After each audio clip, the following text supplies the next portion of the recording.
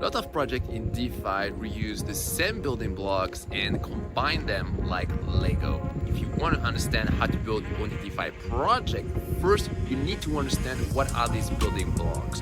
So in this video, I'm going to explain what are the main building blocks of DeFi, such as tokens, oracles, DAO, etc. First fundamental building blocks is assets. So assets are of two types on the blockchain. So you have native assets, so this is basically Ether, and you have tokens. So tokens can be ERC20, ERC721, ERC1155. There are many kinds of tokens, but the main two kinds are ERC20 and ERC721. ERC20 are all for all the assets that are fungible, so like a dollar bill, for example, and ERC721 are for all the assets that are non-fungible, like a piece of art. So how are they used in DeFi project? Ether is mainly used as a store of value and as a collateral. When it comes to token, what is really used in DeFi is a special kind of token called a stablecoin that is built on top of ERC20. The basic idea of a stablecoin is that it always has the same value, so it's very good for payments.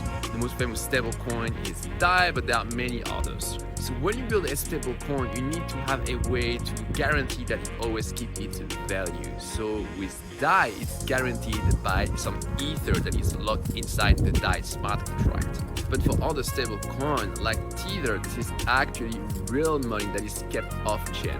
The big problem of that is that you need to trust the company to keep enough asset off-chain, so it introduces an element of centralization and it really goes against the principle of blockchain and decentralization.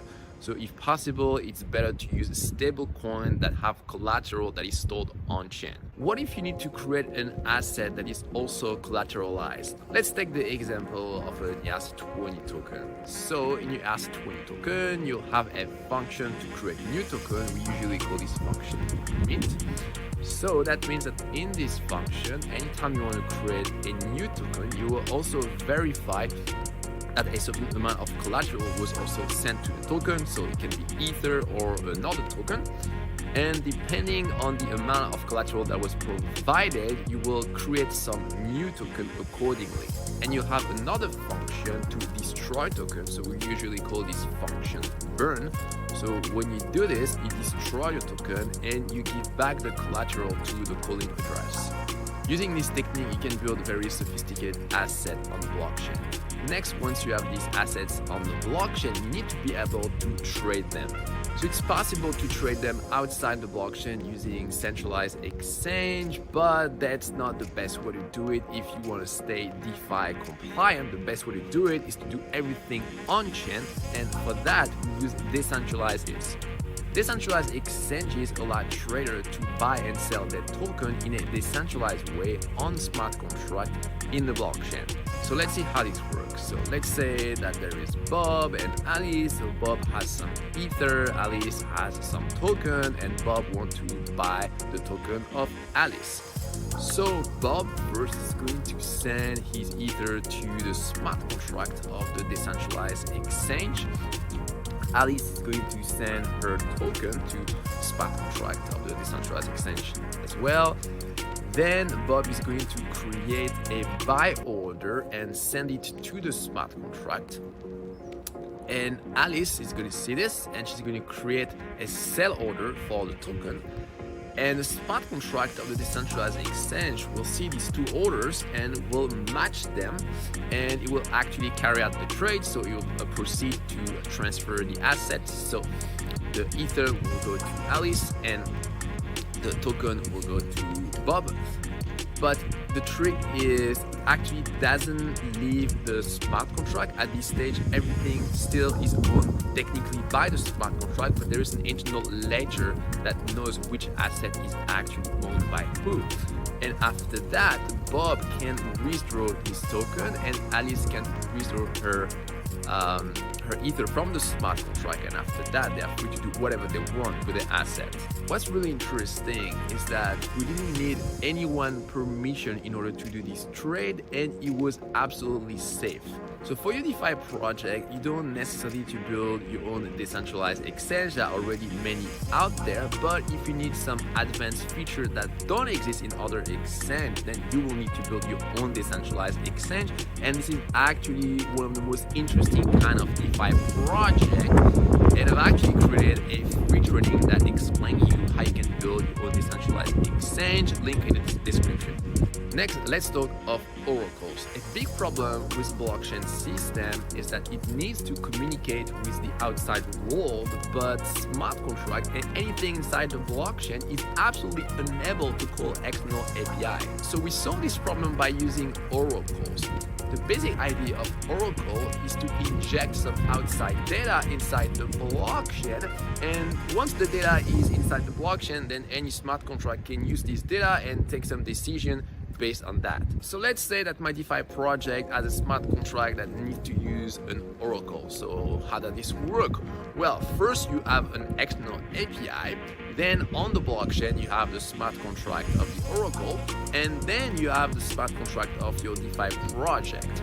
So first, our DeFi smart contract is going to call the Oracle smart contract to register a callback. So it will say that it's interested in a specific kind of data, and when this data is injected, then it wants to be called back with a specific function. Next, we have the external API. So let's say for the example that we want to monitor the result of some soccer game. Once in a while, our external API is going to hit another API, so that's going to be the official API for the result of soccer game, and when it has a new result to report, then this external API is going to inject this data in the blockchain by creating a transaction and sending this transaction to the smart contract of the Oracle system, and then the Oracle smart contract is going to execute the callback function of our DeFi smart contract with the data that was injected. So the problem of this system is that you need to trust the external API to report the correct result. So it really makes your system less decentralized. So there are a few blockchain projects that focus on this problem, like Oracleize, and the idea is that instead of just one API that report the result, you have many and they all report the same results to the Oracle smart contract. And if anybody report a different data, then we will know that there is a problem. So if you're just getting started, you can just build your own Oracle system. But if you want something more sophisticated, then you can check out a project like Oracleize that implement the most sophisticated system I just described. But there's clearly more work to integrate a system like Oracleize than to build your own Oracle system.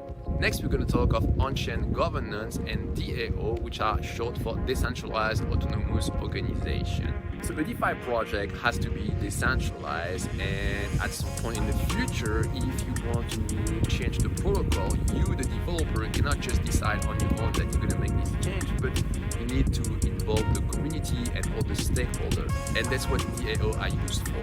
So DAO are smart contracts that allow stakeholders of a project to vote and take certain decisions. Sometimes this decision can change the protocol, sometimes they can decide to invest in something. So it works like this. First, you need to create a token that represents a vote inside the DAO smart contract. So generally, when you launch your project, that's when you're going to distribute the different voting token to your community and all the stakeholders. So you can do this with an ICO, with an airdrop, or with any other mechanism.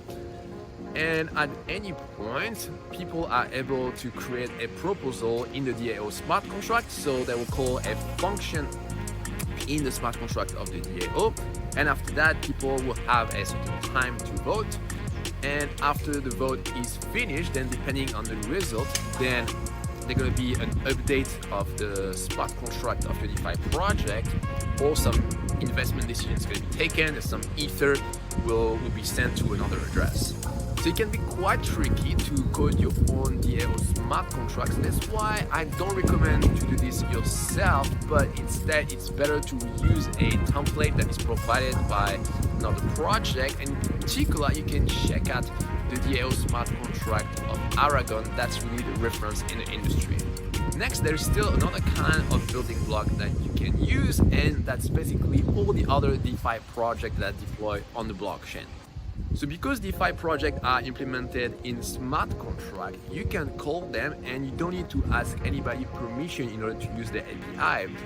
So for example, in your DeFi project, if you need to have a trading functionality, then what you can do is connect to the smart contract of Uniswap, and you'll be able to do some trading programmatically.